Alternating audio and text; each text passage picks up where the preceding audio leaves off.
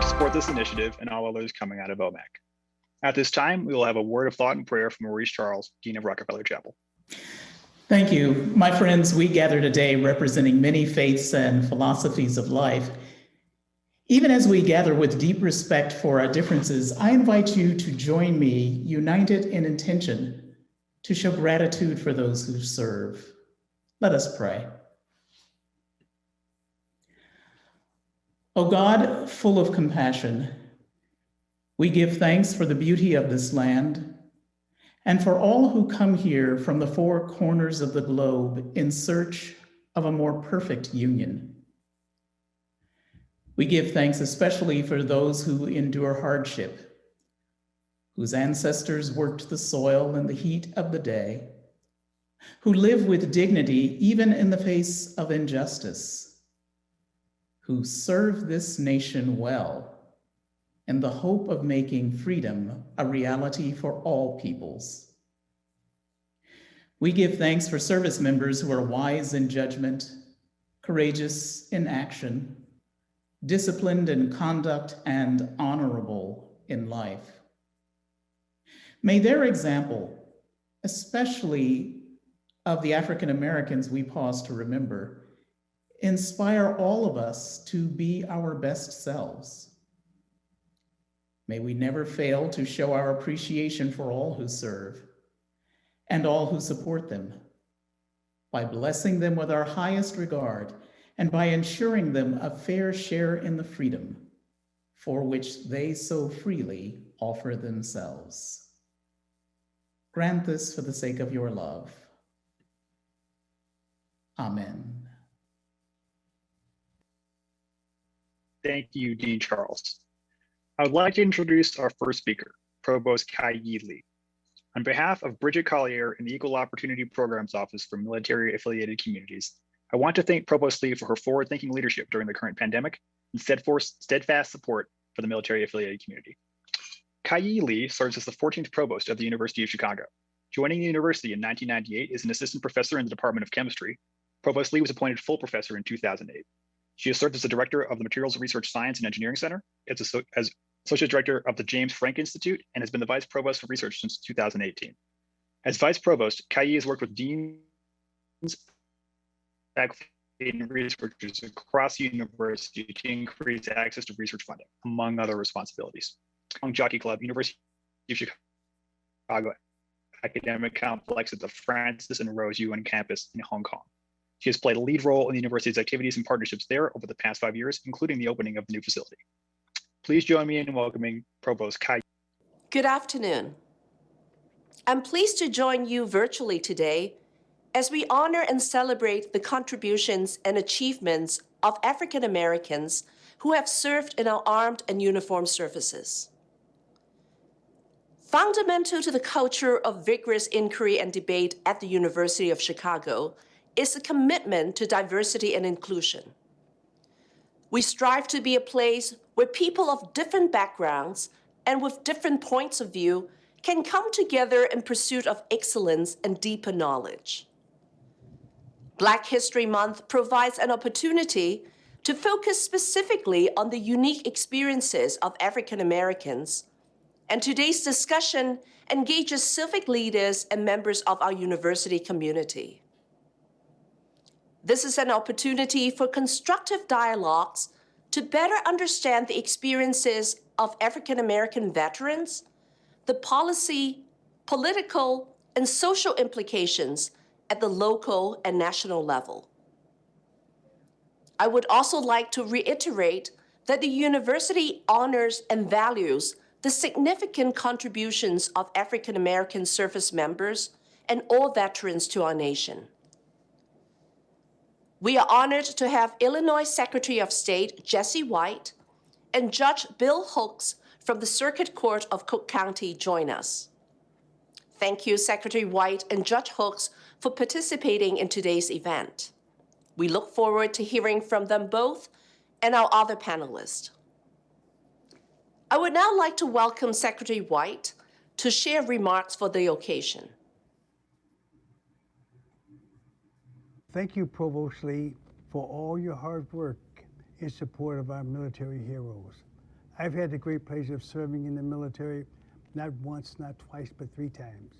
And I just know that when we have individuals such as you patting us on the back, giving us some encouraging words and wishing us well, it makes a world of difference in our commitment to duty. Out of college, I signed a contract to play baseball for the Chicago Cubs.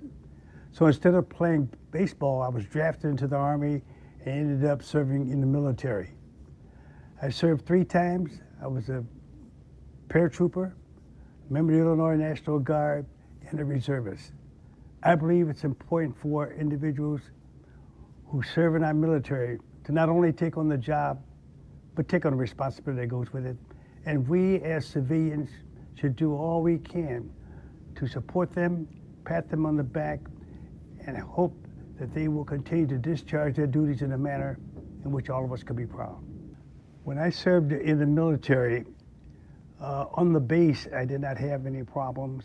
And in some of the towns, Clarksville, Tennessee, and Hopkinsville, Kentucky, I didn't have any problems. But whenever we decided that we wanted to go home, so we'd get on the highway and we would put up our thumb indicating that we wanted to lift. Sometimes we would encounter an unfavorable individual or an unfavorable act on the part of an individual. Other than that, I'm honored to have been able to serve for 10 years as a paratrooper, guardsman, and reservist. After I had left the military, I began my baseball career. I played 8 years of professional baseball in the Chicago Cub organization. And then later on, I was asked to put on a gym show. I was a gymnast as a kid. I taught gymnastics in college in the Park District. And I was asked to put on a gym show. And from the one gym show in December 1959 came the Jesse White tumbling team. We've been around for 60 years. We've had over 18,000 young people. We've had over 16,000 have gone off on to college. We've given them the encouragement and the financial assistance that they'll need in order to become a productive citizen in our society. As the Secretary of State, I distribute driver's license and state IDs. And it was important for us to put onto the state ID or the driver's license the designation of veteran to let people know that you have served in the military and you've served honorably. It was important to me because these individuals had really served their country and served it well. And so while they were in the military, they drove these 2.5-ton trucks and other vehicles. And then once they were discharged from the military, they wanted to be a truck driver. And so what we've done in this office is to allow them to bypass the testing process because they've had enough experience in order to get the vehicle from point A to point B. It was the right thing to do, and I just want to applaud, come in and thank these veterans for their commitment to this country and for discharging their duties as a truck driver. When you serve in the military, sometimes you think that it's a thankless effort. But when you get home from having served in the military and you go to the Secretary of State's office and you get your driver's license or your state ID and we put on it veteran, that really says a lot about how we feel about you and your commitment to duty. And then, of course, when you have driven a 2.5-ton truck or a heavy vehicle and you come home from the military, honorably discharged, and you want to be able to drive a truck, you will no longer have to go through the testing process because you've already been tested. You served in our military, you've driven our heavy vehicles, and it's a useless thing to do to try to retest you for something that you've done over a long period of time. Last year, I was honored. I served with the 101st Airborne Division, 2nd Airborne Battle Group, and I made 35 jumps out of a perfect good airplane. You never worry about the jump. It's always a sudden stop. And as it turned out, the veterans decided that they wanted to honor me for my commitment to duty. And so I had to travel down to Fort Campbell, Kentucky. And before about 4,000 people, they gave me an award, the kind that I placed on my wall, one that I will always remember.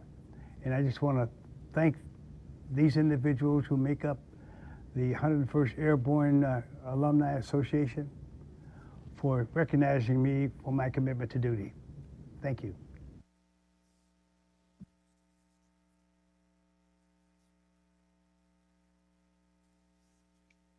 Thank you, Provost Lee, Secretary White, and Leon Magnum for your support and words for our panelists and attendees. The military-affiliated community is honored and grateful to have your support.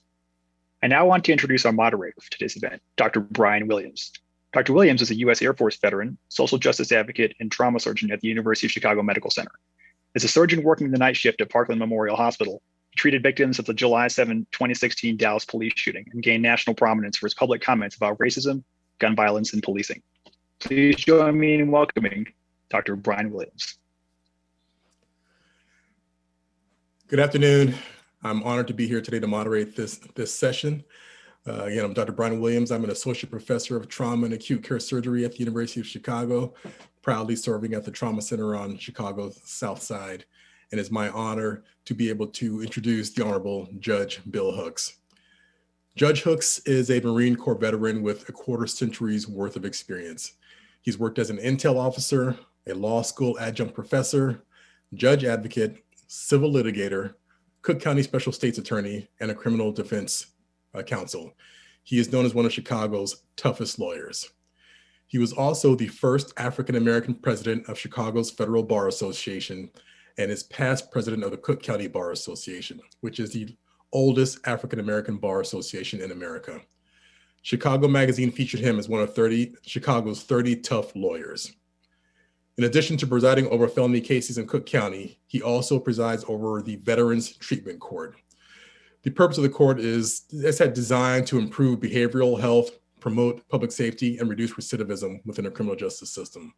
So please join me in welcoming the Honorable Judge Bill Hooks. It's my pleasure. Thank you for that introduction, Doctor. It's my pleasure to join you all across the U.S. on this celebrated day of Black History and Black History Month. The issue of Black serving in the military is an amazing issue for us to ponder during this month because African Americans either formally or informally served in every war this country's had from the beginning of from its inception. They've served under conditions where they were not respected. They were serving in conditions which initially did not recognize them as having the full faith and credit as American citizens. But they served because they saw a higher need in showing their value to the fabric of American society. I was very proud to have served in the United States Marine Corps. I wanted to be a Marine since I was a little boy. I also wanted to be a lawyer since I was a little boy. Those two were my two wishes from the age of 7 or 8. I never wanted to be a judge. The judge situation occurred as a accommodation to a respected mentor, the Honorable Justice Eugene Pencham, who sat in the appellate court and then became an esteemed, he was always an esteemed criminal defense attorney before he went to the court, and then later became a civil rights lawyer. So in the last 10 years of his life, we got a chance to work on state and federal cases, civil and criminal. And towards the end of his life, he told me I was going to court. And what was interesting was myself and many of my other colleagues were covering for him in his sickness because up until the day of his death almost, he was representing poor people and people that society did not value. So when he had my late wife and I at his house at the time on a Christmas Eve, he said, he referred to everyone as boy. He's about the only one that has done that and walked away from me for the course of my life without being taken away by perhaps emergency personnel. So he said, you're going to the court. And so the only question was, what court was I going to cover for Judge Pencham? The court was actually, he was going to ask the Supreme Court of Illinois to appoint me. And then I got that appointment. I later ran. So in questioning why he wanted me to go to the court. He said there was a mission that had to be done because of inequities in the criminal justice system in the county of Cook, where he sat in the same building I now sit in. He said you have to sacrifice your personal desires at times to kind of reach for a larger purpose. Well, that comment by Justice Pincham kind of tied into why I wanted to be a Marine officer. A Marine, I shouldn't even say Marine officer. The dream was it was a natural transition from scouting, which has been battered recently, but was not battered in my history and was not battered with respect to my experiences on the south side of Chicago, within a mile of the University of Chicago, I might add, and what's referred to as West Woodlawn. Scouting was a way for kids to stay on the even and to have opportunities they would not otherwise have. I'm still affiliated with the scouting movement on this day. So the transition from scouting, where I was lucky to be an Eagle Scout and later high school ROTC, was a natural transition to the military. I picked the Marine Corps at the time because the Marine Corps, I believe at the time that I chose to go on active duty and to compete to be a Marine Corps officer, I think it was less than 0.5% of the officer corps was Black. The problem was that, and the challenge was that, similar to what Judge Pincham put on me, was that you need to go and do something in terms of being the officer. I always knew I wanted to be a Marine. He said, you got to pick something and you've got to make a difference in that. At the time I chose to start the process of being a Marine Corps officer, going to college, going to Quantico in the summer, we had about 30% of the African Americans in the Marine Corps in combat arms. When you have African Americans in combat arms and almost the entire officer corps was white, that's a problem. We had gung-ho people that wanted to serve the country, but we had an officer corps that did not have the diversity to reflect the society in any way whatsoever. So my task was to pick the branch of the service that had not historically been user-friendly to the goals of the community and the goals of the African-American community, a branch of the service that had to be forced by a president to admit African-Americans to serve. And that was my beloved Marine Corps. I joined the Marine Corps even knowing that because I wanted to make a difference with that. And I think as I reflect back on it, there were small differences that myself and the other African-American officers made in conjunction with a number of fine officers who were not of African-American descent. So I can tell you that we joke amongst the services. We have rivalries that we joke about, but all the services behind that have a purpose. And I'll get to that maybe in later comments. And all those purposes merge together for the commission, for the execution of any mission that the military in the United States has to accomplish around the globe. So while we joke about Army versus Navy and the Marine Corps and all this, really we know, those of us that serve, that it's a mosaic that all of us have a role in to protect this country and to take our ideals and to protect them for generations that follow. But going back to the Marine Corps, I knew it'd be a challenge, but there were some things I didn't anticipate. For example, at Officer Candidate School in Quantico, Virginia, I had a drill instructor that basically said, with 20 candidates in a whole company of candidates, that all 20 of you niggas are not going to be in my Marine Corps. Well, that didn't work out quite the way he wanted, but it really kind of gave us more of a push to do the 3-mile run faster, to do more pull-ups, to do more sit-ups, to stay up later and to excel. Later, I got a chance to report that comment, and luckily I had a relative by the name of Dr. Benjamin Hooks, who was the chairman of the first African-American chairman of the FCC. I reported to him and also reported to a officer who sent me down there as assistant officer selection officer, a Marine major out of Chicago, who worked his way up from private to major and made his task, or his goal, the recruitment of African Americans into the officer corps of the Marine Corps. That Marine Corps moved once they found out, after we all finished the OCS, they moved on that particular drill instructor, and he paid a price for those comments to those African American candidates, who all of which later became officers. That was that situation. But the friendships the testing that all Marines and all service members go through, the leadership principles that all of us in the several services enjoy. You don't know the benefit of that type of relationship and that type of training until you actually get out of the military environment. More of that later. When asked to comment about experiences in terms of race in the Marine Corps, I will say when I was on active duty in 1975, unlike the other branches of the service, Army Air Corps that became the Air Force, and Navy, the Marine Corps did not have the benefit of ever having a general officer as a Marine, a Black general officer in the Marine Corps, 1975. It did end in 75, 76 or 77. Eventually, when I was on active duty, we had two, what we call 06s, two colonels in the Marine Corps. Those were the highest ranking persons to have ever served in the United States Marine Corps. Colonel Bethard, supply officer, and Frank Peterson, an aviator out of Korea, who later became a 3-star general as I was leaving the Marine Corps after that particular tour, my lawyer tour years later. So what does that mean? Does it mean that the Marine Corps was a racist institution from its inception? No. What it means is that there were people in policy positions that decided that the Marine Corps would have to stay a Southern institution until forced to change. It took a president by the name of Roosevelt to say that all the services were going to be integrated, and that was at the pressure of A. Philip Randolph, a union leader, who said that either you integrate these services that our people have served in from the Revolutionary War, or you'll have a great march on Washington and a great march to the voting booths. So Roosevelt did the right thing, but the Marine Corps still didn't quite get it right. They wouldn't let the Marines go, Black Marines go to Parris Island or San Diego.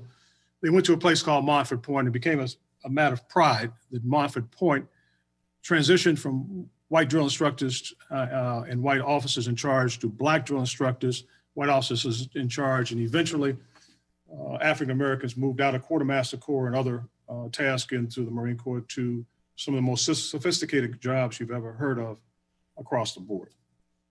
But in that process, you make friends, you learn things, and those skills are helpful out here.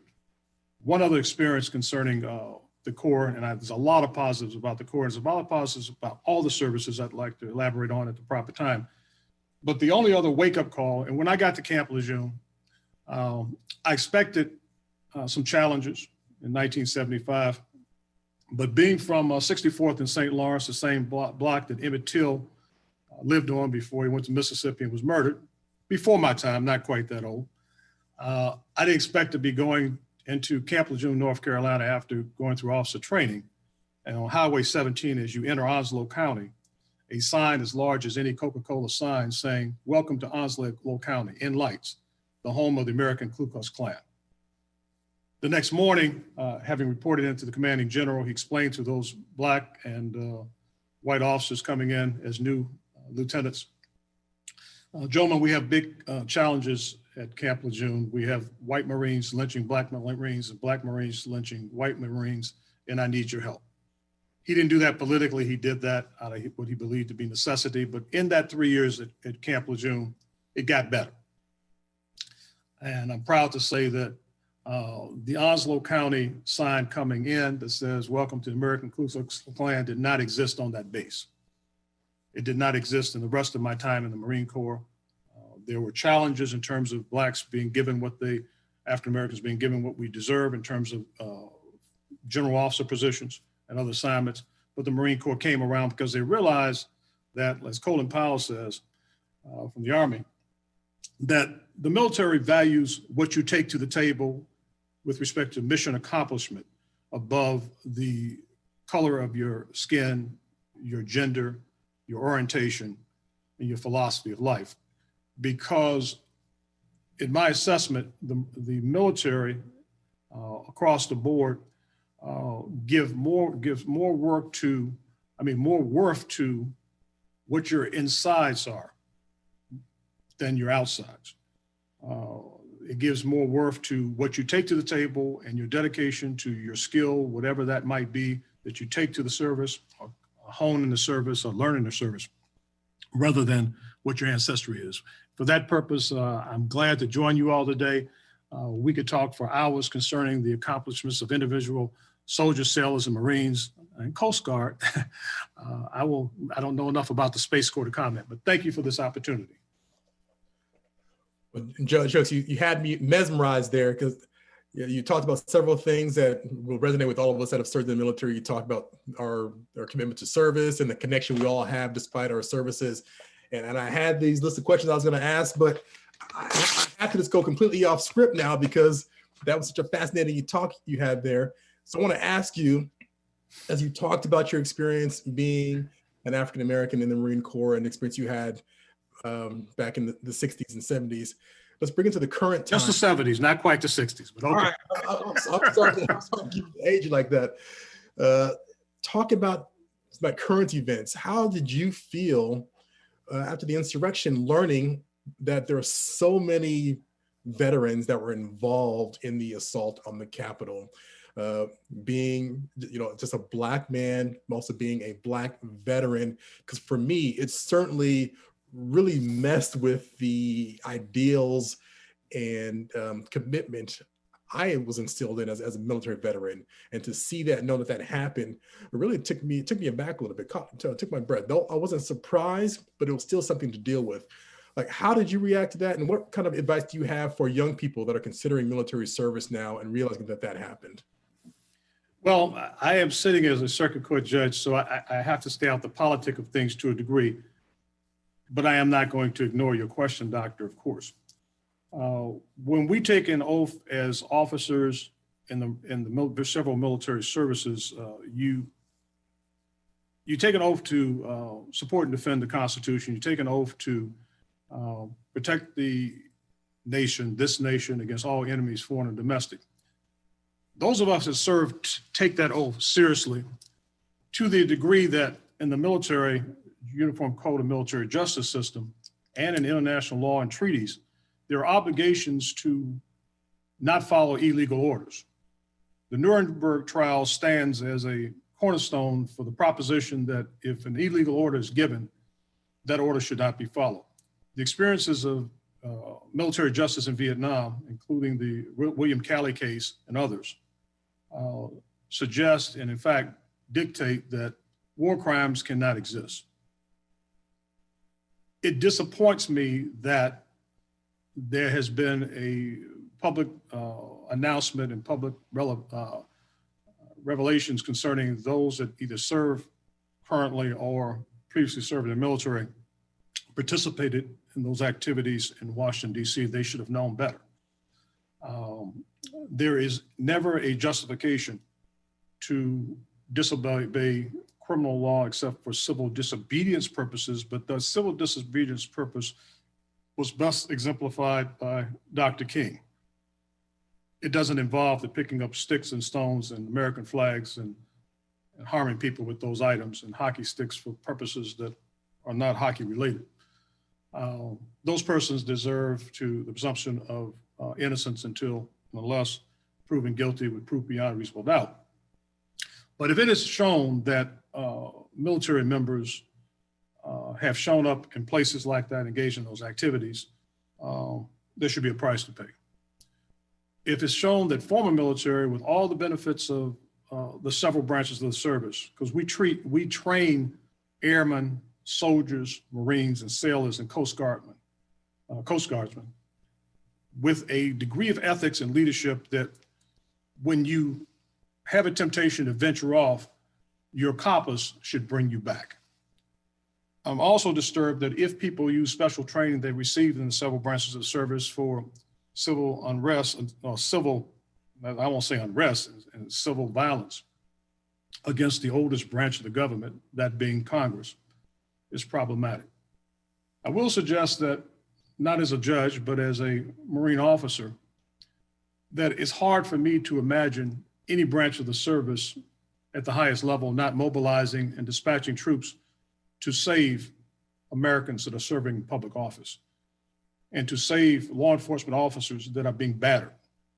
It seems to me that if an order does not come from the person in charge of the country or the generals over in a building called the Pentagon, which I spent some time, It seems though there should have been one lance corporal in the Marine Corps, one airman in the Air Force, one sergeant in the Army that would have said, we're activating and we're going to dispatch troops to save Washington, D.C. and protect law enforcement. But I say that in jest because they're generals, admirals, and people dressed up in fancy uniforms that should have made a decision, as you would in a combat situation, that we're going in. All the branches of the service make exceptions. There are rules concerning, for example, when you have Marines pent down, there are rules that say that, you know, they're pent down, but, you know, the air, you can't send air in there because of the weather conditions and because we're outnumbered and et cetera. Well, that's why you have close air support by Marines and by Navy fighters that acknowledge that there's a rule that you need to wait for that. But if in fact lives at risk, there are admirals, generals, colonels, captains, let's go down, lieutenants, commanders, whatever, that will dispatch those jets and save those Marines. That's what leadership means. And I'm not talking about disobeying a chain of command. I'm talking about when there's real risk, those in charge have to move. And when they don't move, those beneath them need to move. That's a troubling part. And I think more investigation will bring out some reasons for that, but it's problematic. I was waiting to see the Marines from Quantico rolling up to Washington, D.C. down on Highway 95. I was waiting for those airmen that are in nearby air bases to be on buses and trucks. We have several Army bases there that are fully capable of putting that situation, arresting that situation. I guess we'll learn more. I was disappointed, Doctor.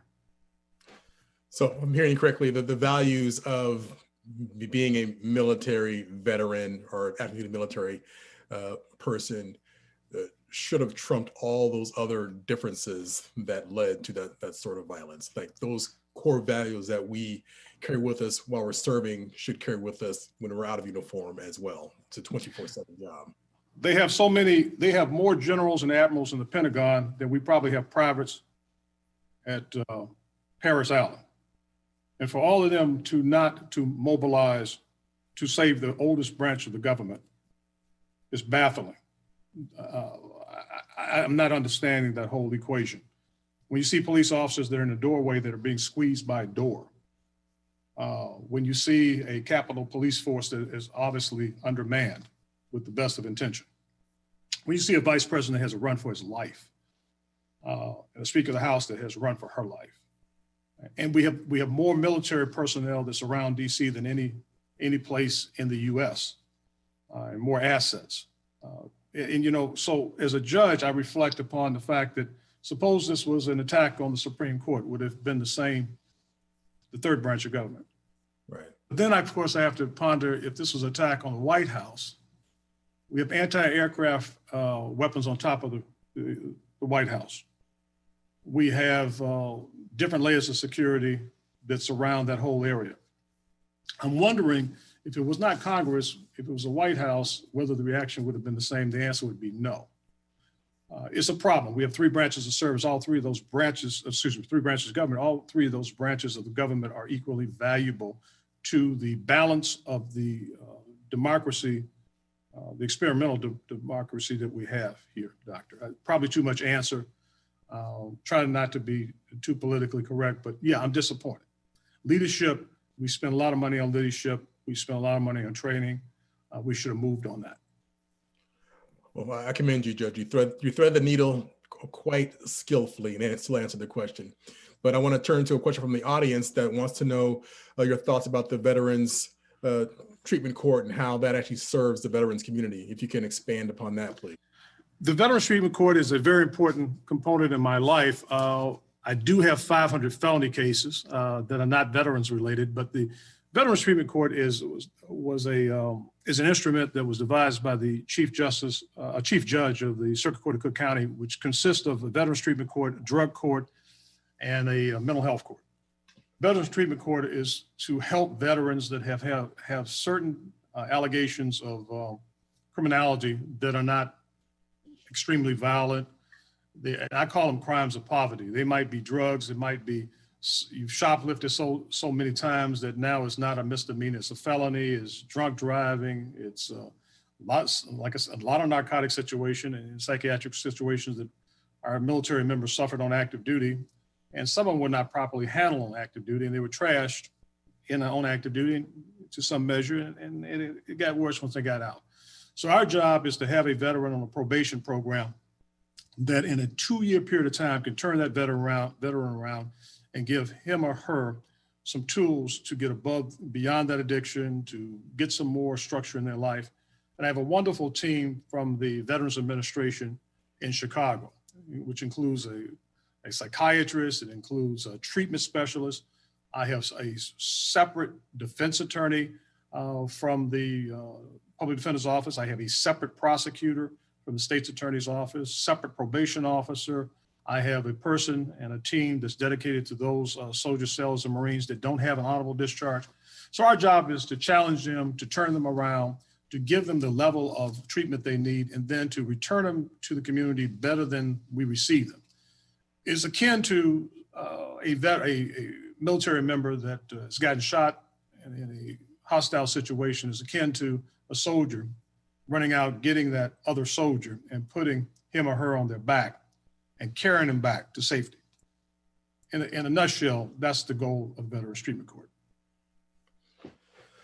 So I want to talk about your transition from military service to civilian life.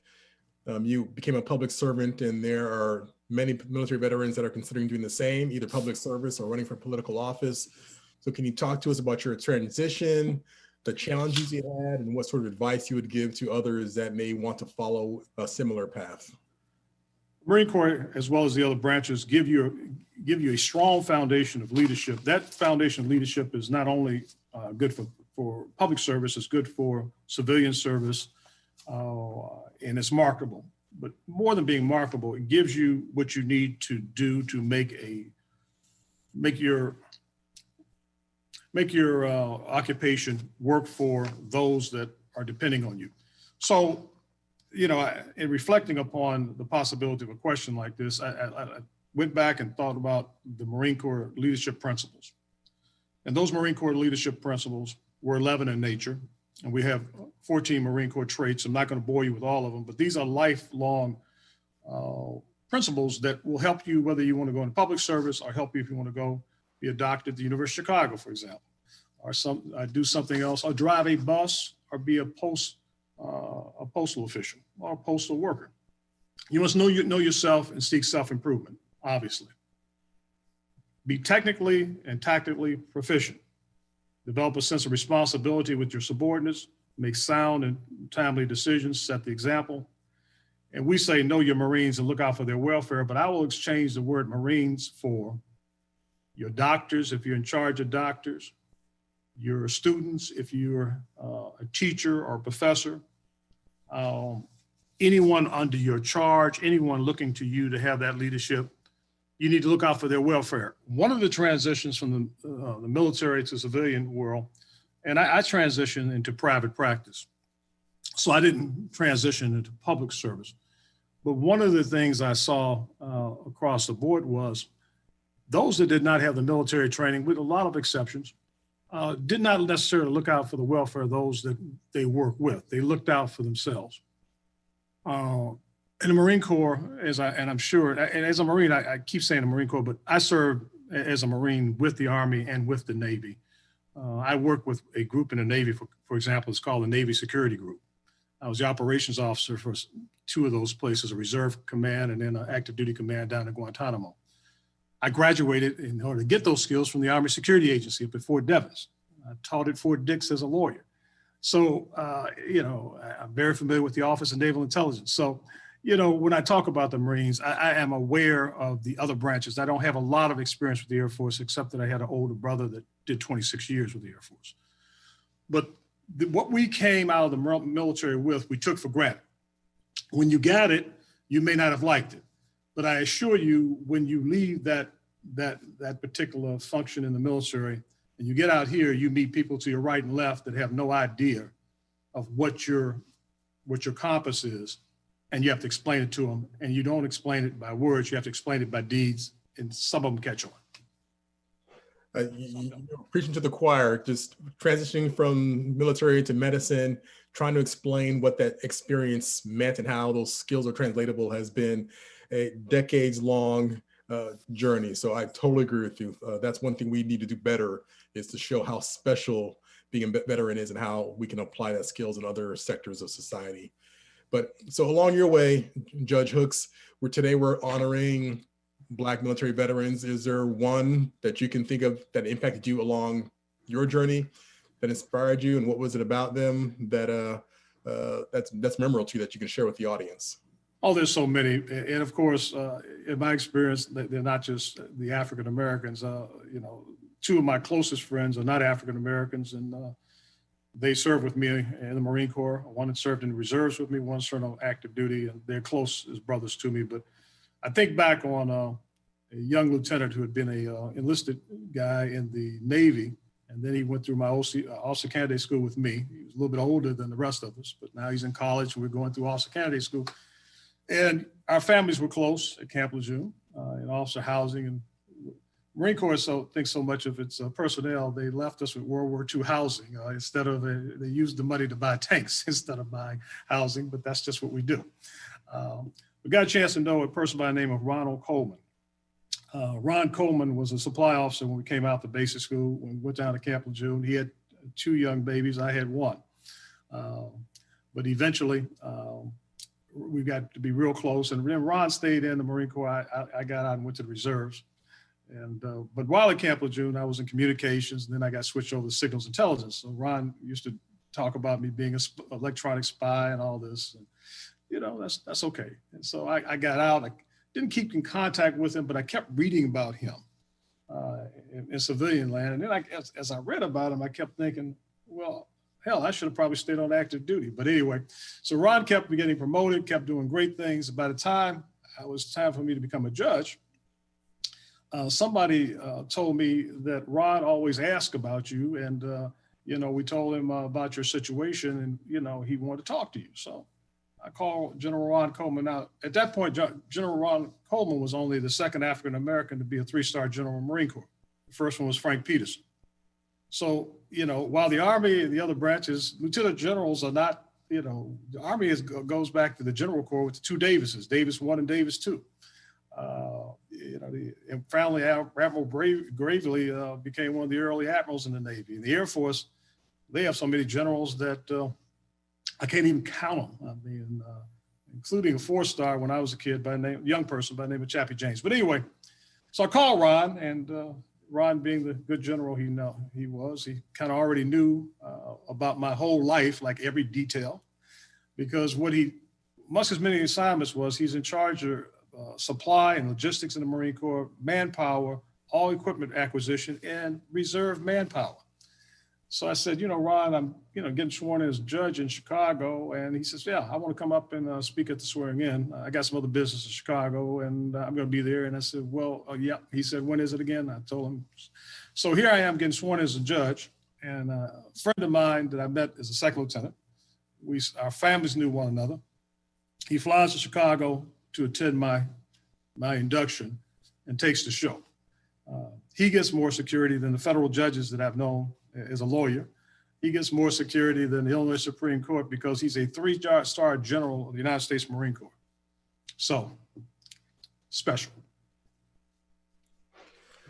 All right, Judge, one last question that's from the audience really quick is, how does your experience as an African-American in the military and the things you described during your training inform your work as a judge in a criminal justice system with all the racial disparities that impact Black and brown Chicago citizens? Well, I've had at least 2 decisions I've made as a circuit court judge since I've been on the bench here that resulted in death threats. Not just death threats, but death threats that required up until about 6 months ago, sheriff's car sitting in front of my house for 3 years. Actually 4 years. Requires me to be mindful of driving to work. And, so what it told me was, in the Marine Corps, you make decisions concerning security, your security, but the security of the activities that you're engaged in. So every judge has a chance to say, well, what am I going to do? Should I make a political decision? Should I make a decision where I remain safe and my family remains safe? Or do you, in my case, make a decision that's right to make And the consequences of that decision have to be whatever they are, because above all else, it is, you take an oath to be a judge and you have to do where the law and the facts take you. It's just part of the job. You got to make the decisions, make the hard calls. If they have consequences, you got to roll with the consequences. So the Marine Corps taught me that. Bore you one last time. We had a young lieutenant that was surrounded, I think it was in Korea, surrounded. He reported to higher headquarters. He says, sir, the general says, you have everything under control? He says, yes, sir, I have it under control. We're completely surrounded now and they can't get away. That's the spirit that the Marine Corps has put in my heart. And I try to live that the best I can. Even if you're completely surrounded, you go ahead and do what you're supposed to do. Well, thank you for your time, Judge Hooks. The University of Chicago is sponsoring this event today. So what is it that we as an institution can do to help you? Well, one is you're doing a good job because the University of Chicago Hospital has made a commitment to not the whole of the Chicagoland area, but I grew up on 64th and St. Lawrence. It's called East Woodlawn. So within the last several decades, couple of decades, the University of Chicago has become a leader in a positive way in that community. And on the health side and other sides, in terms of making a commitment to those that live there. I still have friends that live in that, older friends that I knew when I was a kid, not many left now, but University of Chicago has become a real partner with the Woodlawn area. When I grew up, it was not necessarily like that, but now I see that the philosophy of the University of Chicago, whether it's the medical school, or the medical hospitals there, or the campus itself, has become you're using the type of intellect that comes to the University of Chicago to transition that to the whole environment that is around that wonderful institution. So I like that. In terms of the future, I'm hopeful that the program that I'm part of now with our veterans over there under Terrell's leadership, Terrell Odom's leadership, might be able to provide some resources to my veterans in the Veterans Treatment Court program. But whether that's possible or not does not diminish the fact that having a University of Chicago in that community as we move forward is going to help that community. I know you all accepting the challenge of this COVID-19 vaccination situation for that underserved community. Unfortunately, the brilliance of your emergency room personnel are being used for senseless acts that are taking place, which I see on my end, you see on your end. The shootings in the street keep going. But the University of Chicago is there for that situation. So you're there for the good, the bad, and the ugly. I'm proud to be a part of the veterans program over there.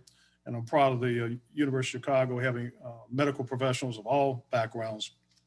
But I'm proud to see the increase of medical personnel from the Black community being an essential component of the hospitals there, as well as the law school and the medical programs as they come out there, and the academic programs.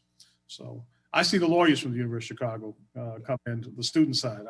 I do some contribution to the Mandel Legal Clinic, not much as a judge. I did some of that, but as a lawyer, I used to go down there and teach in the summertime voluntarily to the students. But wonderful students coming out of University of Chicago that I'm proud to say I have some affiliation with now. Well, Judge Hooks, thank you for your time today, and thank you for your service to our country and your continued service to Chicago. It's been my honor to be able to moderate this session with you, and I look forward to somehow collaborating in the future on behalf of the University of Chicago with the work you're doing to make Chicago a better place. Thank you, Doctor, and thank you to all the professionals that are also on this. And I think some of my colleagues from the Veterans Treatment Court, I was rumored to have surfaced, and thank you for taking your time off to listen to this. Let me let some of these other speakers go ahead and do their thing, but I've enjoyed it.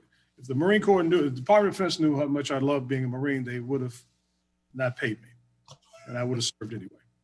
That's how strong it is. Keep that to yourself, Judge. Keep that to yourself.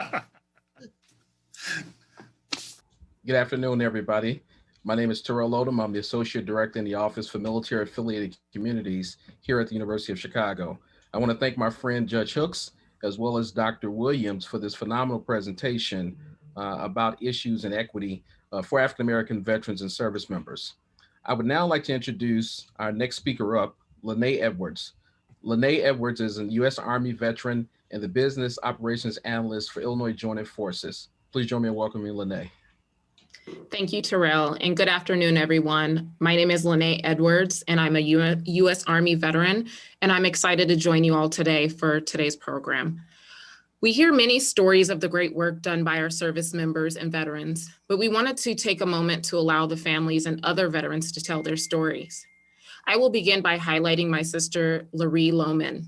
Larie Lohmann is an S1 specialist in the Army Reserves and recently returned from mobilization to Kuwait with the 654 RSG in Tacoma, Washington. While in Kuwait, she served in the Base Support Battalion on Camp Buring.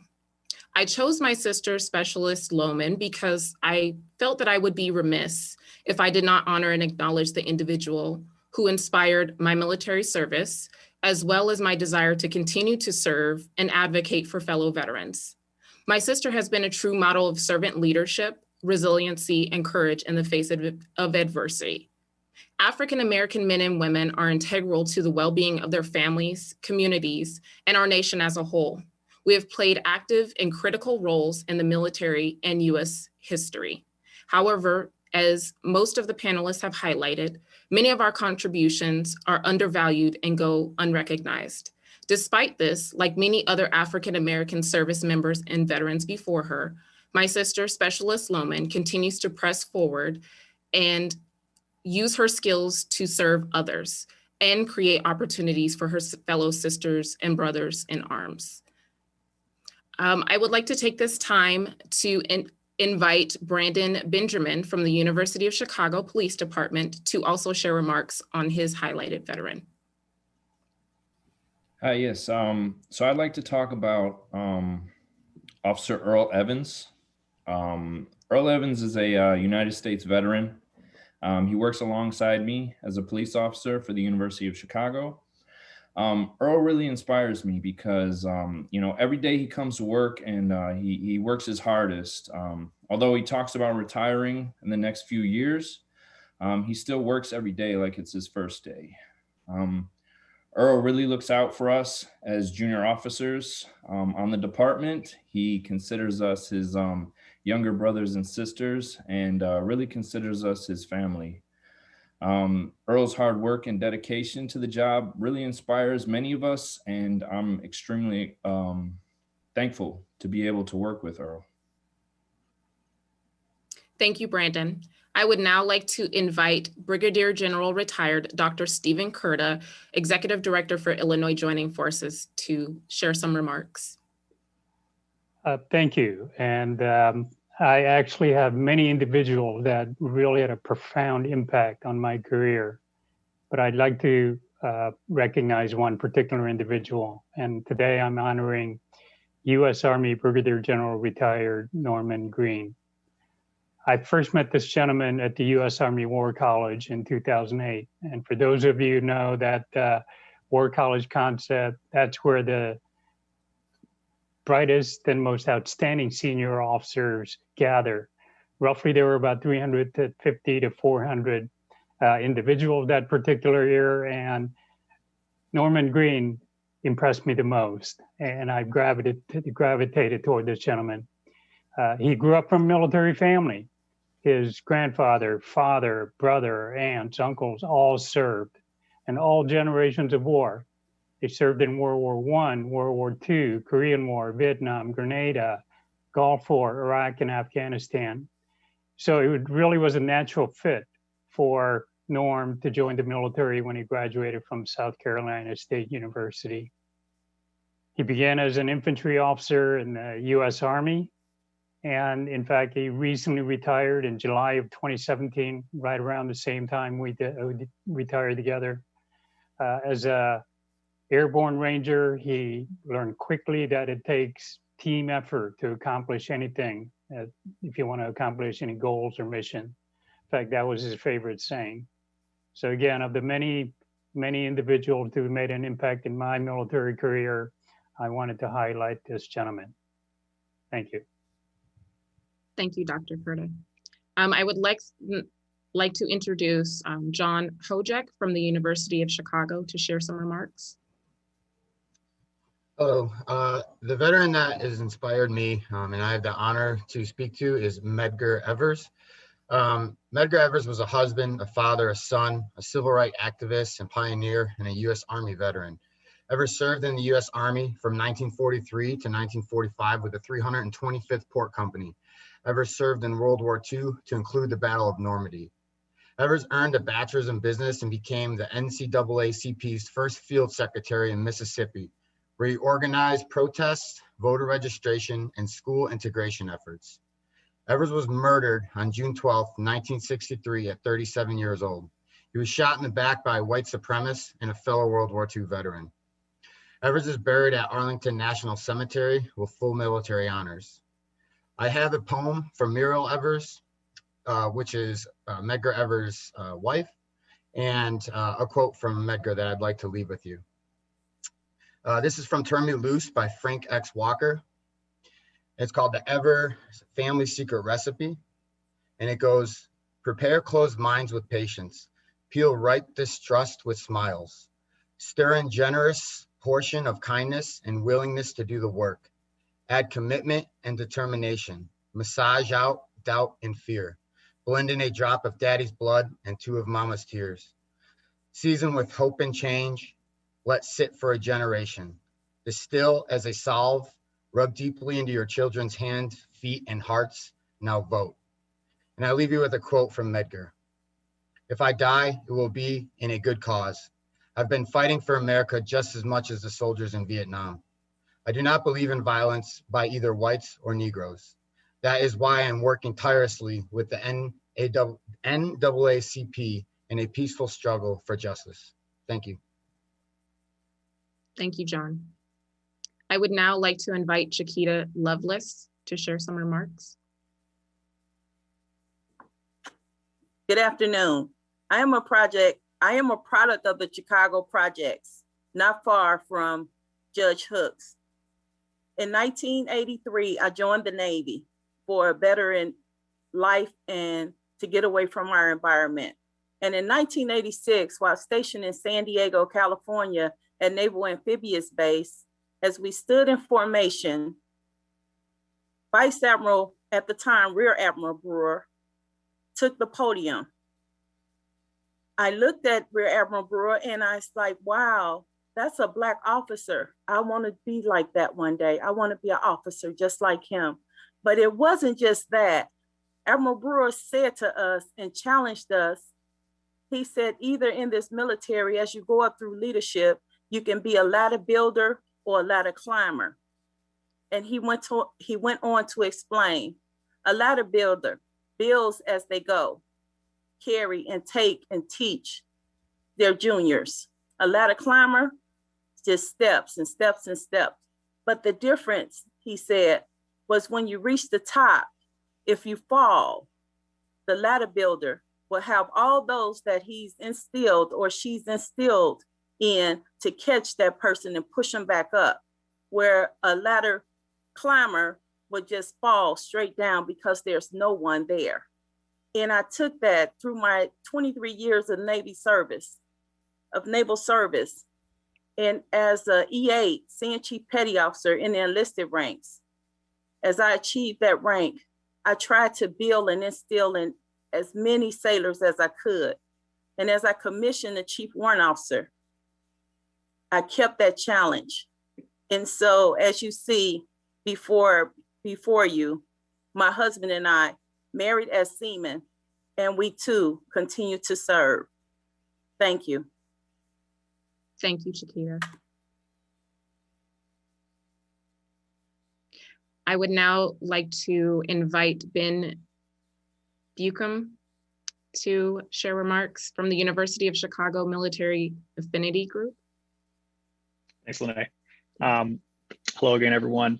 I had the privilege of working with a lot of great people in the Air Force, and one of them I'd like to highlight is Master Sergeant Select Jenny Wheeler. So Jenny enlisted in the Air Force in 2009.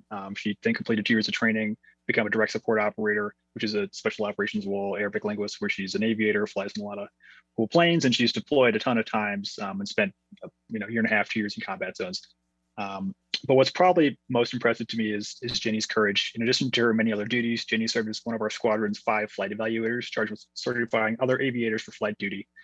In the course of this work, she conducted an evaluation flight for one of our most senior personnel, an aviator with close to 30 years of experience who was also responsible for Jenny's career progression, discovered that he was unable to meet the basic safety standards to fly and grounded him for remedial training, which is very, very significant. So needless to say, this took high moral courage. And I just wanted to say, Jenny, thank you so much for being a role model and a guide for me, and couldn't have asked for a better NCO and friend. Thank you, Ben. Now we would like to invite Nicole Wilson from the University of Chicago Veterans and Family Readiness Program. Hi, good afternoon. My name is Nicole Wilson, and I'm the spouse of an Army veteran and member of the University of Chicago Veterans and Family Readiness Program, founded by OMAC. We are a network of support and agencies that assist military families with sustaining a high quality of life while the service member or veteran pursues their education or careers at UChicago. Today, I'd like to highlight an African-American veteran that inspires me. Dr. Kenneth Wilson is a colonel in the U.S. Army Reserves, trauma surgeon, and director for UChicago Trauma. While everyone else knows him as colonel or doctor, I know him as my devoted husband and father of our 4 beautiful children.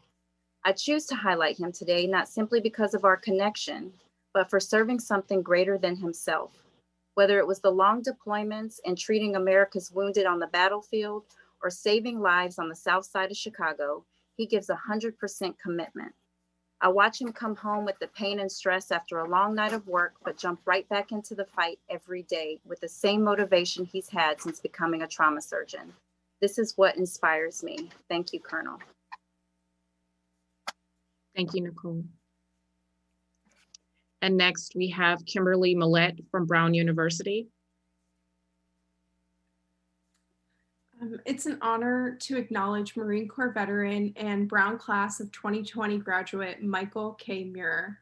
I met Michael when I started my role at Brown in 2018 and immediately knew that he was someone special.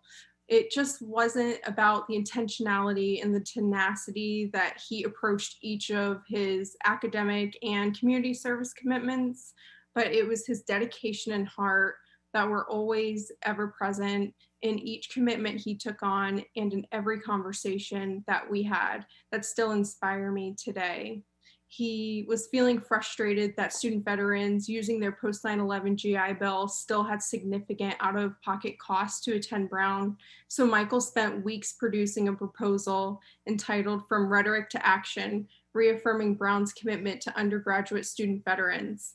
This document was the catalyst for Brown's 2019 commitment to double our undergraduate veteran population and to ensure that no undergraduate veteran will have to pay out of pocket for their Brown education ever again. This change has already significantly impacted the lives of 36 student veterans and will continue to do so in perpetuity. Michael is now a management consultant based out of Boston, is absolutely killing it. And so to you, Michael, it is truly with a full heart that I say thank you on behalf of myself, Brown University, and all Brown undergraduate veterans to come. Thank you, Kimberly. Now we would like to introduce Ron Gibbs from Harris School of Public Policy. Can you hear me now? Yes. Okay, sorry about that. Got carried away. I'm honored to be here today to recognize Mayor Harold Washington, who I had the honor of working for as the first Black mayor of Chicago, elected in 1983. Mayor Washington was a World War II veteran. He served in the South Pacific. He served in the South Pacific, rising to the rank of first sergeant in the Army Air Corps, and now the Air Force. After getting out of the military, he got back to Chicago, went to Roosevelt University, became president of the student government, went to Northwestern Law School, only Black in his class, embarked upon a career in the Illinois State Legislature, and then running for Congress and being elected to mayor, again as the first Black mayor, putting together a coalition of Black, Hispanics, and whites to win that election. I got a call one day when I was in Washington, D.C. from the chief of staff for Mayor Washington asking if I could come to Chicago to have an interview with him to be hired to be legislative director for the city of Chicago. My being in Chicago and getting back to Chicago was great. I go into the 5th floor at City Hall, sitting down with the mayor, and he says, Ron, here's a stack of people who want to be handling our legislation in DC. Are you interested in the job? And I said, no, Mayor, what do you want to know about me? He said, there's a good book on you. And you're like, my academic background is a policy wonk in some ways, he said, at Harvard Kennedy School where I went. And then also the fact that I got legislation passed, and particularly getting the Vietnam Veterans Memorial in DC, legislation passed for that, which he felt was a major accomplishment because the country was so angry against the war. But now it stands as a symbol of reconciliation and peace. For the next 4 years, we embarked upon a program then of revitalizing Chicago neighborhoods through a federal legislative agenda. We embraced neighborhood community groups to come with us to Washington, D.C. to attend congressional hearings. You see me here in this picture with the House Housing and Urban Development Committees, and where we're hustling money for the city of Chicago, again, for the neighborhoods, and other committees where we pushed for funding for an expansion of Navy Pier, laying the groundwork for getting a subway system from downtown Chicago to Midway Airport. By 1987, up for re-election, it was a tough battle, but he won that second race. And we had charting a course then. He was talking about neighborhoods. Now he wanted to go global, to do things more nationally, internationally for Chicago. He was going to be the U.S. Conference Mayor's chair coming up. We were having the World's Fair coming to Chicago. We were going to go after the Olympics, and everything was expanding our prowess internationally with sister city programs and the like. So on November 24th, a few months after he got elected, we had an event at City Hall, and we couldn't do it on Veterans Day, November 11th. So we did it on November 24th, and we invited all the legislators from the city council, the state legislature, dignitaries, business leaders from Chicago to come to City Hall on the 5th floor for a veterans welcome and honoring our veterans. The mayor's secretary called me. I was on the 6th floor to come down to meet the mayor. He said, Ron, I want you to introduce me tonight. He gave me a list of people he wanted me to recognize. It was a great event. And I said, Mayor, I'll see you tomorrow after it was over. We're going to meet with the mayor of Oak Park, talk about Chicago relations with the suburbs. The next morning on November 25th, I'm in the office and people are running around, and the mayor had a heart attack in his office, taken to Northwestern Hospital, and he passed away that afternoon.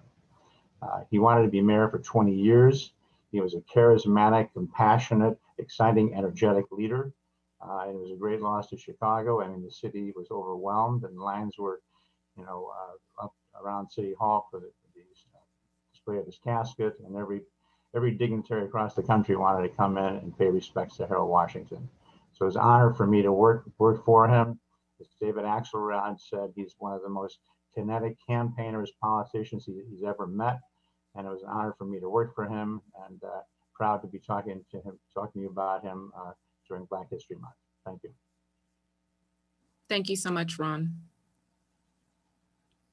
And now we would like to invite Alex Perilla from Loyola University, Chicago. Hello, everyone. My name is Alex. I am the Associate Director for Military Veteran Student Services here at Loyola University, Chicago. The individual I'm recognizing is Leon Lucas. Staff Sergeant Lucas was my platoon sergeant in my last deployment to Afghanistan in 2008, 2009. Unfortunately, Staff Sergeant Lucas is no longer with us as he was unfortunately taken away while on another deployment to Afghanistan. As news broke about Staff Sergeant's loss, I began to reflect on everything that he had taught me, both professionally as a Marine, but also as a man of color and a man of God. Staff Sergeant always told me that the character is in your action, and it's always being evaluated. Although he was a very small man, approximately 5'5", he walked as if he was 6'10". He commanded the respect of everyone within earsight and even beyond. I'm so grateful that I had the opportunity to serve alongside him because he truly is a patriot to our nation, and the lessons that I learned from him, keep coming into play every single day. And so, yeah, Staff Sergeant Lucas, this is for you. Thank you so much, Alex. And now we'd like to invite Dr. Stacy Dixon from National Louis University. Good afternoon, everyone. I am Dr. Stacy Dixon. I am the Director of the Veterans and Military Program at National Louis University. And it is my pleasure and honor to recognize General Charles Bolden. He has been an inspiration in my military career as an officer. I started out as an enlisted and became a Chief Warrant Officer. But General Charles Bolden started at the U.S. Naval Academy in 1964. He served 34 years in the U.S. Marine Corps. First 14 years of that service was served as an astronaut and served as 4 space orbits. He commanded 2 commissions and piloted 2. He was the first African-American to do so. He was instrumental in the deployment of the Hubble Space Telescope and the first U.S.-Russian shuttles mission. His military career consisted of sorties in the Vietnam War. He served as a commanding general at the 1st Marine Expeditionary Force in the Pacific, the 1st Marine Expeditionary Force forward in the support of Desert Thunder in Kuwait in 1998. He was also the deputy commander of the U.S. forces in Japan. And finally, where I met him at the commanding general at the 3rd Marine Aircraft Wing in San Diego. One of the things that stand out to me, and I have always admired him about, he was a general who was about the troops. Anytime he encountered an African-American officer or senior enlisted, he asked 2 questions. One was, what are your professional plans? What are your goals to progress in the Marine Corps? And 2, what help do you need? And he was often noted as being one of those that if you didn't have the resources to get to the professional development that you needed, his doors were always open, reach out, and he will provide those resources to you. He would often suggest or commanded or ordered, mostly, that you join these different associations, and it really helped to elevate a lot of our young African-American officers during that time. After his retirement from the U.S. Marine Corps, he was inducted to the U.S. Astronaut Hall of Fame in 2006. In 2009, he began his duties as the first African-American administrator of NASA. I am honored to have worked and served under the general, and he's my inspiration for African-Americans in science. Thank you. Thank you, Dr. Dixon. And now we invite Rich Passarelli from the Utility Workers Union of America. Thank you. Today I would like to highlight First Sergeant Melvin Morris. There's a long naval tradition in our family that spans 5 generations now. And I have an uncle who is a Brownwater Navy and Silver Star recipient who had a personal tie to First Sergeant Morris. The First Sergeant was born in a small town in Oklahoma in 1959 and joined the Oklahoma National Guard. Soon after that, he joined the active duty United States Army, where he was deployed 2 times to Vietnam in 1961 and then volunteered for consecutive tours all the way up to his actions in 1969. My uncle had met Melvin several times as he inserted special operations teams into the Delta of Vietnam and said First Sergeant was nothing but a class act. And in March of 2014, President Obama ordered a review of all Jewish American veterans from Korea, or I should say World War II, all the way up to the Vietnam era, Hispanic veterans and African-American veterans, to make sure that they were recognized properly for awards that they had so justly deserved. And on March 18, 2014, after that review, First Sergeant Maurice was given the honor of receiving the Medal of Honor. I wanted to highlight him today with special ties to my direct family. Thank you, Rich. Now we would like to invite Dan Wellman from the Illinois Department of Veterans Affairs. It really is my distinct pleasure to recognize my friend and colleague, Frank Myers. Frank is responsible for the well-being of the GI Bill in the state of South Carolina. He is a national leader in the administration of the GI Bill. Frank is also a prominent leader in our national organization that administers the GI Bill within each state, the National Association of State Approving Agencies, also known as the other NASA. It is through this organization that I met Frank and have worked with him for well over a decade now. Frank is a quiet leader. When he speaks, everyone in the room listens. He is respected by all. When tapped on the shoulder, Frank is always the first in line to serve others. On a lighter note, Frank is also an outstanding storyteller, delighting everyone with his tales from his time in the United States Army, especially when he served as a protocol NCO at the United States Military Academy. His lessons on napkin folding always bring laughter and enjoyment to the room. In the end, Frank's willingness to serve others and his commitment to the veterans of this nation is an inspiration to all. I am honored to call Frank my friend. Thank you, Frank. Thank you so much, Dan.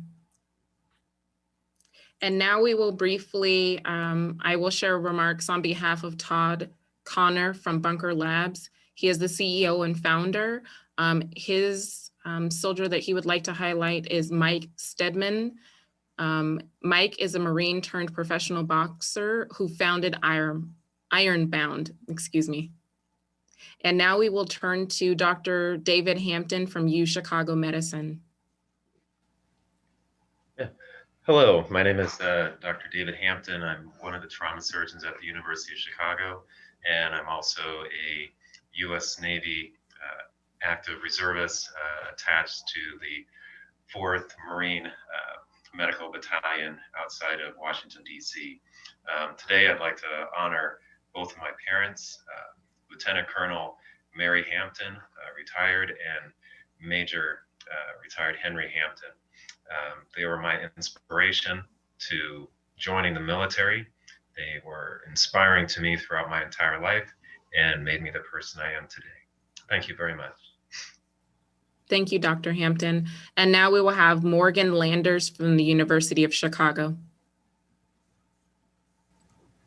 Good afternoon. My name is Morgan Landers. I'm a student at the Harris School, a graduate fellow at the International House, a West Point graduate, and an Army veteran. Throughout my time at the United States Military Academy, John Hank Alexander's story particularly resonated with me, and it's what I would like to highlight today. He was silent during his time at the Academy, a tradition of not interacting with Black cadets outside of official duties. He slept alone, ate alone, and worked alone. Additionally, he was at the Academy during a time of escalating violence against African Americans. This violence ranged from daily death threats to vicious beatings. Other cadets were subjected to courts martial for protesting their abuse. During his first year, the only other Black cadet was expelled after being falsely accused of tying himself up in the night after cutting his own face with a razor blade. This culture of violence persisted throughout his time at the Academy. Yet, he would go on to graduate in 1887, becoming the second Black graduate in the history of West Point, the first in over a decade. He would serve until dying of a stroke in 1894. Though he was forced to suffer in silence, he didn't let his treatment deter him. Cadet Alexander showed me that as I braved my own struggles at the Academy, some racial, some not, that I should always keep my head up, my eyes on the prize, and keep abreast of the big picture of what I was doing and why I was doing it. And I will always appreciate his example as an officer, as a cadet, as a person, and as a breaker of barriers. Thank you. Thank you, Morgan. And now we invite Alexandra Brown from the University of Chicago. Hi, good afternoon, everyone. I would like to introduce you to Captain Merrill Randall Anderson. He was a 2002 graduate of the United States Air Force Academy. He served for 10 years as the Air Battle Manager, Air Surveillance and Defense Officer in South Korea, Afghanistan, Qatar, Turkey, and finished up his service in Germany working at NATO. He was the type of officer who put his airmen first, then the mission, then himself. This comes as no surprise to those of us who've known him since high school. He was the person we would go to for perspective, for guidance. He was an old soul with a huge heart and vast intellect. I'm so sorry. He was a giant among men. He was the leader that I attempted to emulate. Oh, I'm so sorry. He was the leader that I attempted to emulate during my active duty time because he intrinsically knew how to lead and take care of his people. We would always call each other after work and talk about our day. And he was the key person who would walk me through obstacles that I was encountering and would mentor me on how to better mentor my airmen. And while he is no longer with us, I still always think, what would Merrill do? Because that has always brought me to the right decision each and every time. And we are so much better for having known him, and the Air Force is so much better a place for having had him as an officer. Thank you so much for sharing, Alexandra. Now we will turn to Sam Whitehurst from the Dixon Center. Thank you, Lenae, and Alexandra. I also want to thank you for that very powerful, sharing that very powerful story. I'm here today to recognize Staff Sergeant Donnie Dixon. Staff Sergeant Dixon was a soldier. He was a natural-born leader. He was a husband and a father to 4 tremendous children. And on his second deployment to Iraq, he was responsible, he and his men were responsible for their brigade commander security and safety. And on a fateful day in September of 2007, Sergeant Dixon was on patrol, on point as he always was, while ensuring the safety of his brigade commander. And during that patrol, he had some concerns that they had set a pattern and that the enemy had located where the brigade commander position was in the patrol itself. So he approached the brigade commander and said, "Sir, I've got a feeling that we've set a pattern. The enemy knows where you're at, so I need you to switch places with me. I'll take your spot in the patrol and you take mine."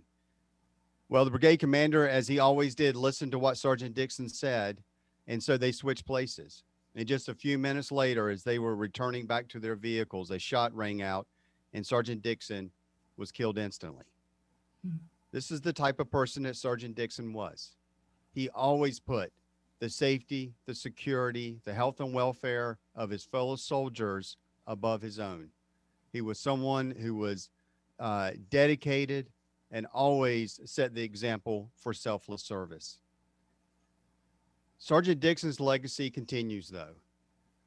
That brigade commander, Colonel David Sutherland, started the Dixon Center for Military and Veteran Services to ensure that veterans and their families succeed in the communities where they live. And also, Sergeant Dixon's legacy continues because in every service member who's still currently serving, in every veteran, there's a piece of Sergeant Dixon within them. That is his legacy, that legacy of service, dedication, and commitment. Thank you. Thank you so much, Sam. And now lastly, we will have Elizabeth Belcaster from EMB Consulting. Thank you very much. What a great honor to be here. And I feel, coming in at the end here, I really do need to recognize these great honorees today and highlights of some wonderful leaders. And I'm so grateful to be a part of the conversation and the recipient of everybody's goodwill and highlights here. Good afternoon. My name is Elizabeth Belcaster. Today, I would like to highlight an African-American veteran who asked me not to use his name, one who we all know on this call, Terrell Odom. Terrell deserves the credit for the great work he has done and continues to do with the military, with military and veteran spaces. I met Terrell about a decade ago when we stood up a program in Chicago called the Utility Workers Military Assistance Program. It's a program that started in 2011 and to date has put about 700 veterans to work, thanks to a collaboration by many. But in the very early stages of that program, it was Terrell and Rick Pastorelli who really took the lead to make sure that those service members and veterans going through the program were taken care of, that the promises that were made by so many were implemented. And I'm so grateful to work with Terrell on that effort. I'm now currently working with him on the Military Credentialing Advisement Initiative, which many on the call have been participants to.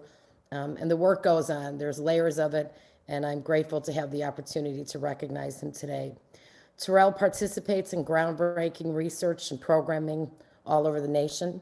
He is the type of person that goes out of his way to let you know that you are never alone in your struggles. Even when he lost two siblings over a 2-year period to violence, you expect that he would have slowed down. I watched his hurts and how he took that pain and experience to help youth and communities by starting a nonprofit to assist youth in challenging neighborhoods while tapping into the higher level experience for veterans, bringing and enhancing their options during transition. I witnessed him getting out of bed at 1 o'clock in the morning to visit a veteran who was contemplating suicide, found housing for a veteran living in their car with their wife and small children, helping veterans with funeral arrangements for their loved ones, and checking on me during the anniversary of my own son's passing. We speak quite often about our conversations, and they're always the best. He even gave me a great recipe for veggie stew, but he didn't make it for me yet, so that's yet to be done. Everything else he does for the community is selfless and genuine, and this is how he inspires me and what I admire most about Terrell. Thank you so much, Liz. And thank you to all of our panelists who shared such moving and impactful stories of veterans. At this time, I would like to invite Terrell back to lead our trivia segment. Thank you so much. Thank you, everyone, for those powerful stories. I knew it would be Liz or Alex that would make me cry today, but good thing that my camera was off. What I'd like to do at this moment is I'd like to re-invite Judge Hooks back to the screen. Your Honor, are you still there? Yes. Yes. And Judge Hooks, we're going to go ahead and post up the picture that you sent over. So Judge Hooks would like to highlight this particular veteran as well. That is simply a follow-up with respect to General Coleman and the importance of that he gave me by coming in on his own time to honor his old friend. The significance of him is huge, you know, from a Marine Corps era where we had 2 full-bird colonels when we graduated to actually seeing one of my classmates become a 3-star general. So the General Coleman and the enlisted men and officers that caused us both to go on these separate tracks we have, I thank everyone on behalf of him. These veterans that you all have highlighted as part of this presentation were absolutely amazing, as were the people that presented these veterans. So again, thank you for including us and including General Coleman in these proceedings.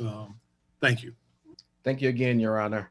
I'd now like to invite Dr. Donnell Barnett, United States Army Major, currently serving in the reserves, and clinical psychologist to the screen to give us remarks and close us out of today's program. Thank you, Terrell.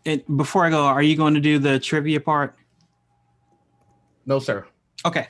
All right. Perfect. Thank you. Thank you so much. There has been such amazing stories of strength, of resilience, of dedication, of commitment. I think it's a perfect way to tie in some of these things. I'm a Donnell Barnett again. I'm a clinical psychologist by trade, and I currently serve as the Deputy Director for the Mental Health Division at the Illinois Department of Human Services.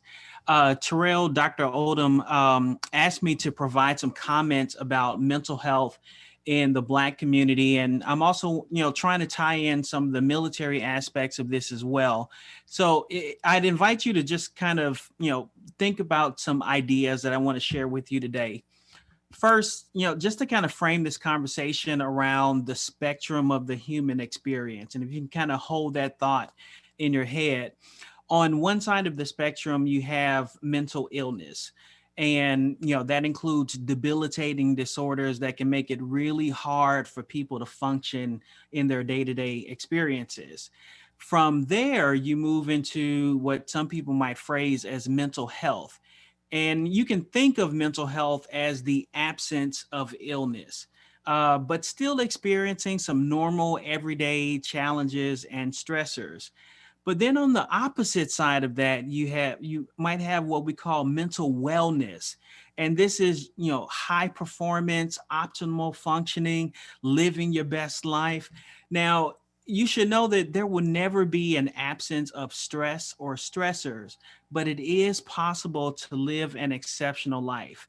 So that's the first point I just, offer for you to think about, is to recognize that there is this spectrum that moves from illness to health to wellness. For those of us who have served in the military, you have seen all three of these areas. When you think about it a little more deeply, you'll notice that not everyone fits neatly into those three categories. You could be a high-performing service member and also have a series of behavioral health challenges, as an example. It is also true that military experience adds a degree of stress, a degree of challenges that most people will never know and much less be able to relate to. But in the same breath, that military experience also has a way of bringing out strength and resilience and courage and dedication that you might not have known existed in you had it not been for that experience. So finally, as you've heard today from others, from Judge Hooks and from others who've spoken today, there's this other piece here that I think is important to mention, and that's the whole notion of personal and systemic racism. How that has added another layer on top of that experience. So, connecting those three themes of mental health, military service, and particularly for those who have been minoritized, sort of this other idea of racism. So just, when you hold all of those things together, I just, want to give you these three parting thoughts. Number one, and I tell this to my soldiers, I tell it to anyone who will listen, when your problems start to cause problems, that's when you've got a problem. In other words, you should assume that you're going to have some problems. You should assume that you're going to have some challenges. It's a normal part of the human experience. But when your problems start to bleed over into relationships and work life and social life, or other areas start to falter, think about reaching out for help. Think about getting some help to support you through those things. Number two, you should know that help comes in many forms. Particularly in the African-American community, there's a big discussion around COVID-19 and vaccine and skepticism and all this sorts of thing. From a mental health context, there's a rumor that Black people don't get therapy. And if you think of therapy as sitting in someone's office for 50 minutes, then yes, statistically, African-Americans are less likely to do that. But you should also know that many do. Although it's less likely, you should know that we talk to barbers, we talk to hairdressers, we talk to doctors, we talk to deacons at our churches, or we call up our grandmothers. We plug into our networks of fraternities and sororities and other organizations. And yes, that also includes professional help. The point that I want to make there, where you get your help from is one part, but it is very important that you reach out for support and connection and help, which may lead to professional support as well, but it's important that you reach out. Lastly, lean into your networks. For those of us, who have been in the military, you know the value of having someone on your left and right flank who you can reach out to and connect, that they may not have the answer, but they know someone who has the answer. As I was writing this, I was thinking about when I was in Germany. My wife and I had a very young child, and we didn't know anyone there. And it seemed like it was going to be a difficult time to spend that time there overseas. But I learned something, that when I started to talk to my NCOs and talk to other officers, there were so many people who were willing to offer support, to offer mentorship, to offer solutions, to help me problem solve, to help me think through challenges, or just to create space to connect. And I can tell you from personal experience, having that connection and having an outlet to talk through challenges, it has a way of pushing back stressors or problems that might become bigger problems. But boy, am I glad that I had other people there that I can lean into and reach out to provide that support and connection. So I just want to say that we recognize that there will be challenges, but get your support and have your help lined up so that your problems don't cause other problems. And that's the main message that I want to leave with you today, is to keep that commitment and keep that dedication and lean into your networks. The final comments we want to close out for today is to say that we would like to thank all the partners, all the speakers that made this program a huge success today. A special thank you to Honorable Jesse White and Judge Hooks for taking the time to share their experiences with us today. We are so grateful to your continued service to our heroes.